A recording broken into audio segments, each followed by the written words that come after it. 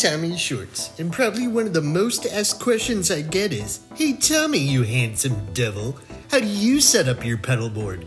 Well, it's complicated, but there are a few things you can learn what you might want to do based on your particular style of playing. But it's pretty simple, and it's very complicated. Let's go! Okay, first the pedals you gotta have.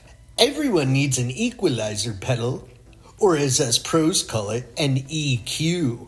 You'll also need a distortion, a compression, a DI two-way, a flanger, a univibe, a clon, a cabinet simulator, a fuzz, a tuner, a torrent coupe, a noise gate, a volume pedal, a reverb, a pitch shifter, a chorus, a name changer, a horn swabble, a danky-doo, a keyboard sim, an encabulator, a dynamo, an acoustic sim, a sustain, a booster, an indigent, a delay bunker, an analog sweeper, a harmonizer, and a preamp. Us pros use Boss. Unless we're using Dodd or JHS or Wampler or Walrus or MXR or earth-shattering smash pixel devices. But pretty much any of them sound exactly the same to newbies like you. And why go to school for music? You don't want to hear about modeling or thrusters or chamois or tonal character. You just want to get on the open road and wow that new Mr. or Mrs. you've been eyeing from the produce aisle at your local Piggly Wiggly, you rapscallion.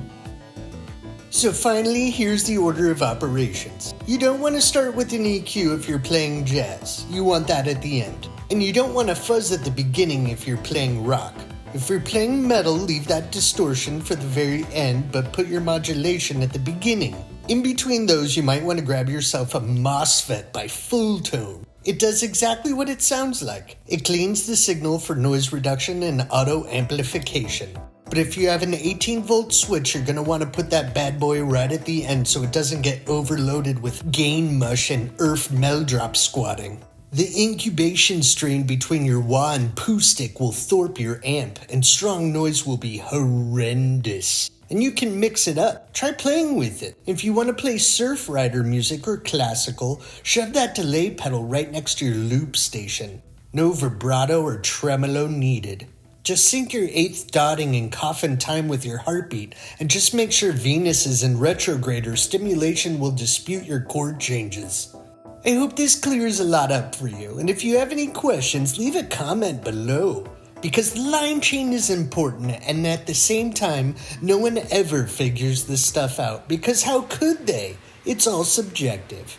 One man's U2 delay pattern is another man's Meshuggah polyrhythm. Join me next week when we talk about stomp boxes and processors, which will really render this entire video you're watching completely obsolete. Thanks for watching and subscribe. AT&T is down, so be safe out there.